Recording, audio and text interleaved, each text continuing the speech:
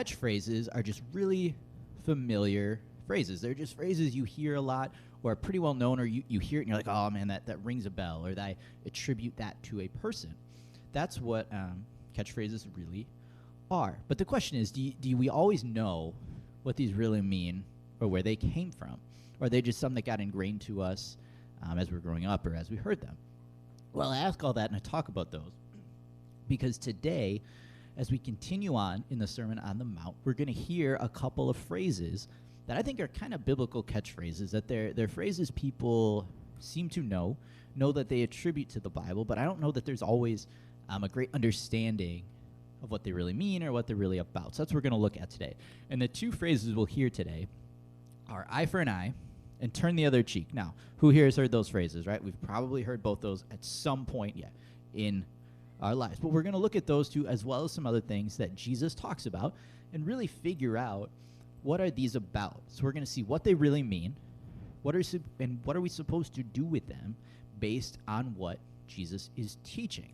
All right, in continuation with the Sermon on the Mount. Now, we have this week and next week left in Matthew 5. Because remember, the Sermon on the Mount is chapters 5 through 7 of Matthew. We're going to do the whole thing. We have a little break close to Easter that we'll take. But otherwise, we're going straight through 5 through 7. 2 weeks left in chapter 5. So we almost made it through our first chapter. Today's passage, however, will be chapter 5, verses 38 through 42. It will be right up here behind me on the screen. In your Bibles, there on the table, if you're following along on your own device or anything, I will be, as always, in the New International Version, the NIV translation, so you can feel free to follow along. Any slides up here and the sermon will be posted on our website under the sermon page later today or tomorrow. So if you missed it or want to go back to it, you can totally do that. What we're going to do to kick it off, let's read the whole passage, just a few verses, 38 through 42. Then we're going to break this whole thing down. All right, so Matthew 5, starting with verse 38, we'll go through 42. It says this, "You have heard that it was said," this is Jesus again referencing back to what they've been taught, "Eye for an eye and tooth for tooth. But I tell you," here comes Jesus' teaching now, "do not resist an evil person. If anyone slaps you on the right cheek, turn to them the other cheek also. And if anyone wants to sue you and take your shirt, hand over your coat as well. If anyone forces you to go 1 mile, go with them 2 miles. Give to the one who asks you, and do not turn away from the one who wants to borrow from you." All right, let's start with this eye for an eye business. I had a seminary professor that any time we would come up on a tough topic, he'd be like, all right, what's this business about? This all about? He's this old guy, but I thought of him when I'm like, let's figure out this eye for an eye thing. So it is based on Deuteronomy 19:21, which says, "Show no pity, life for life, eye for eye, tooth for tooth, hand for hand, foot for foot." Now this is often taken as retribution and vengeful. All right, but what it comes from is a Latin phrase called lex talionis, which means punishment being equal to the crime. So it seems fairly straightforward. Life for life, eye for eye, the whole deal. Now, it wasn't only an accepted form of, I guess, punishment, but it was actually mandated and required. Right? Judges were to show no pity. That's why in that Deuteronomy verse it says show no pity. They were required to make sure that whoever did something wrong paid, and they paid equally. But the reason wasn't revenge or vengeful. It was really to stop the disagreement, or to stop the conflict right there. You know, you did something, you pay equally, and it's done. It wanted to avoid any further bloodshed, any further vengeance, right? No lengthy feuds. Right? We didn't want what might be known as the Hatfields and the McCoys. Who is familiar with the Hatfields and the McCoys? Anybody in American history? Good, okay, a few of you. All right. I'll try to get as much of the facts as I can right. But in the late 1800s, kind of in the Kentucky, West Virginia area, we had these two families, and the Hatfields and the McCoys. Now, they ended up having this lengthy feud. And there's debates about how it really started. One of the McCoys was murdered, but they actually think, a lot of people, that it started in 1878 when one of the McCoys accused a Hatfield of stealing a pig. That is entirely possible how it started. Now, if we were taking our eye for an eye approach, if Chris were to steal my pig, which, by the way, at this time was a huge deal because livestock and pigs and hogs were a huge commodity.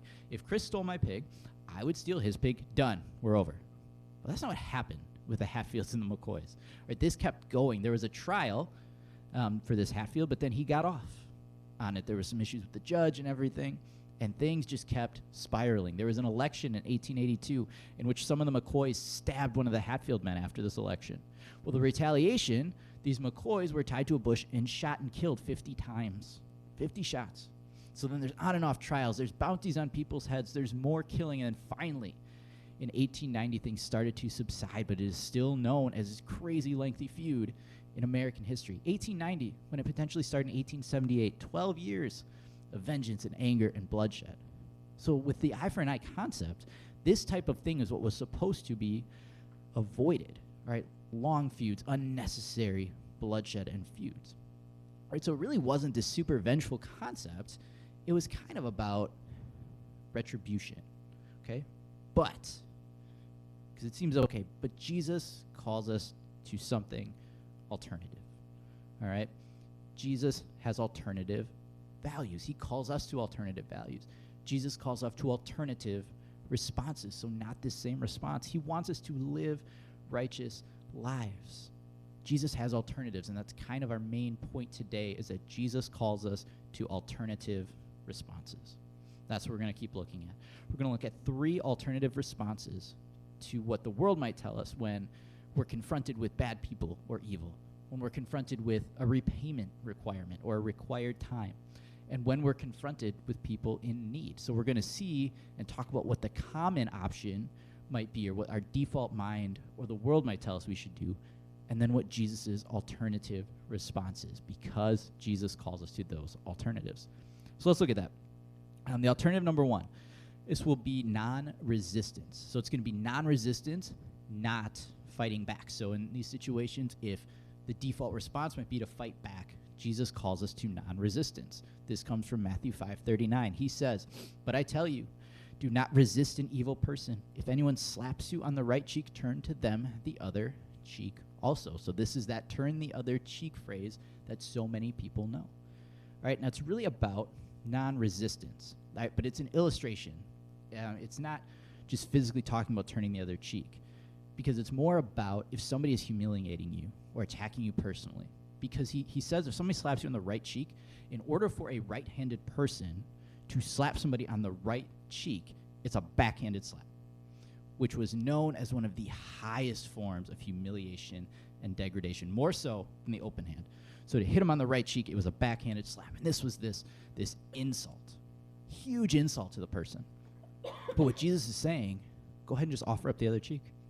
Allow them more humiliation. If that's what they need, give them to go more. This is non-resistance.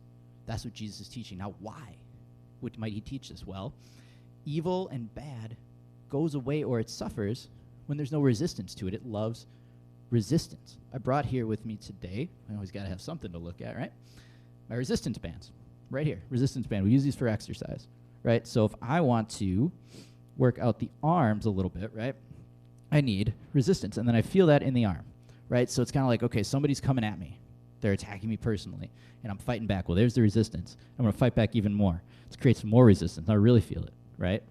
But if I stop with the resistance, the arm no longer feels it, right? The resistance goes away, so that burn or that muscle goes away, the strengthening of the muscle. That's kind of what's going on here. Evil, bad goes away when there's no resistance. Dietrich Bonhoeffer had a super cool quote about this. He was a man, if you're unfamiliar with Bonhoeffer, he was a German theologian who wrote a lot of classics on discipleship. He was also a staunch anti-Nazi movement man and pastor. He was teaching underground during Nazi Germany. He was harassed by the Nazis. He was eventually even arrested by the Nazis, then later charged with being part of a conspiracy to assassinate Hitler, and he was eventually hanged for that and killed. But he had a quote in his book on discipleship about evil and resistance that says this: "Evil will become powerless when it finds no opposing object, no resistance, but instead is willingly born and suffered. Evil meets an opponent for which it is not a match." Evil and bad, it wants to fight. It wants to feel powerful. Non-resistance takes away that power. But hear this, non-resistance is not a non-response. It's an alternative response, because we're still responding, but it's responding in grace, in forgiveness, and having a heart for that person that is coming at you. How many times have we heard the phrase, the bully has probably been bullied. The person that's hurting you has been hurt. Hurt people hurt people. So it's having that heart for that person, being like, man, there's grace for you. So whatever the response is, not to fight back. It's also not okay with just being humiliated, but it's to respond to them with grace and love. That's an alternative response to fighting back and offering this tough resistance. And I believe that that is what turning the other cheek is really about, and how Jesus is teaching us to respond to. So that's alternative 1, non-resistance. Right? Alternative 2, generosity. So it's going to be generosity, not stinginess. Right? Matthew 5, 40 and 41. If anyone wants to sue you and take your shirt, hand over your coat as well. If anyone forces you to go 1 mile, go with them 2 miles. All right, this thing with giving up the shirt.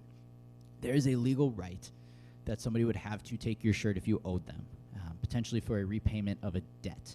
They were allowed to take you to court at this time and take your shirt. However, the coat that they wore at this time could not be legally taken, probably because it was heavier, it was thicker, and was also part of a sleeping garment. Right, so that was not allowed to be taken. Even if the law might have allowed you to have it for a day, you had to return it to the owner by the time they were going to bed at night. So you could not have a legal right to someone else's coat or robe like this. But what Jesus is saying, give it up. If they come to take your shirt, give up your coat as well. Go ahead, go above and beyond what you have to give. Give more than what is required. And then in verse 41, it says, if they want you to go 1 mile, go with them 2. This refers to a Roman military practice that was also legal at the time. What Roman military soldiers could do is they could compel people into service right then and there on the spot. Usually it involved carrying of some sort of equipment or doing some sort of physical labor. This actually occurs in the story of Jesus carrying his cross. In Luke 23:26, it says, as the soldiers led him, Jesus, away, they seized Simon from Cyrene, who was on his way in from the country, put the cross on him, and made him carry it behind Jesus. They used this practice with Simon to force him to carry Jesus' cross. So the military could only force this, though, for up to 1 mile worth of service. That was the law. So Jesus says, hey, if you're required to do this mile, go 2. Give more than required. This is tricky, because when I see a requirement, a lot of times my default is that's what I have to do. I remember, I thought about this a lot with requirements in classes I took. I took a class as an undergrad. I went to a liberal arts college, so we had to take classes in a variety of fields. I didn't like that, I'll be honest. I didn't want to take science classes. I'm terrible with science. So I took this natural science class, and one of the assignments was we had to do moon observations. So every night, you were supposed to look at the moon and write one observation. And we got people that were really into it that are writing 3-4 things every night about where they're seeing it on the sky. You better believe that mine was one sentence about 6 words long each time. I hit the requirement only. There was no above and beyond.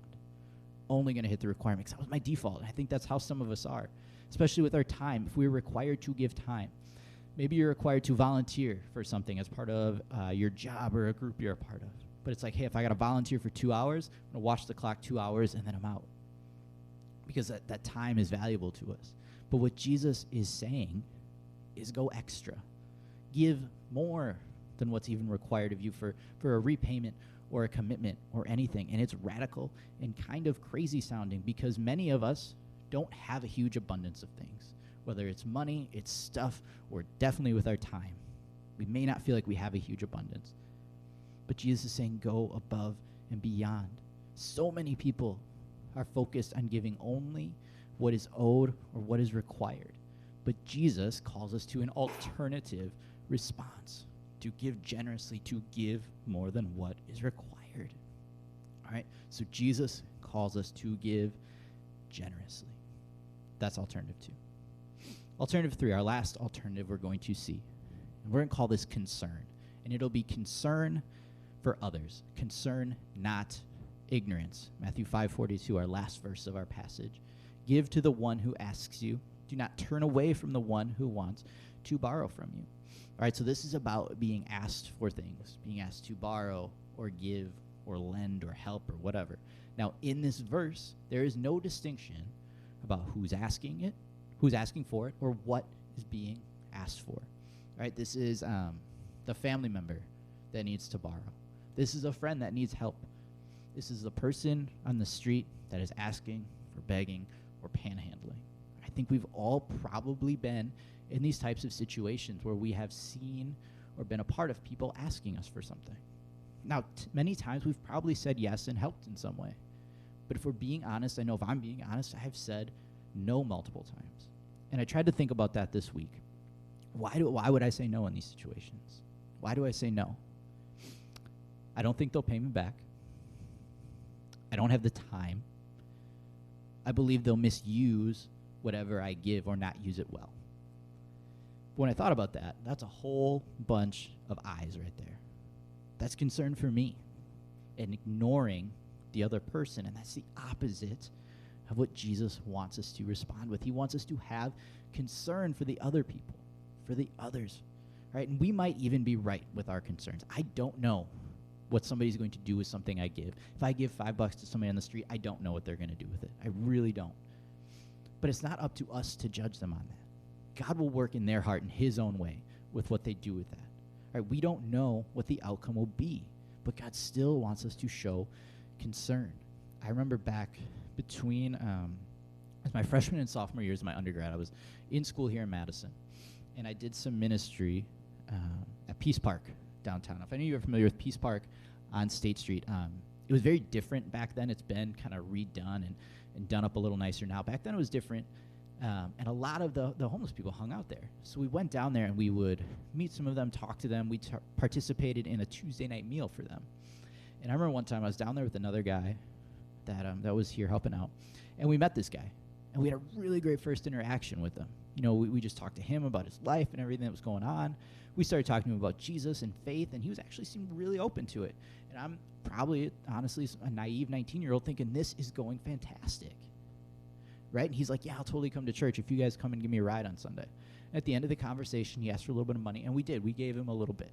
No idea what's going to happen with any of this. But I'm feeling great, right? Like, yeah, homeless ministry is great. It's always going to be like this. This is going to be great.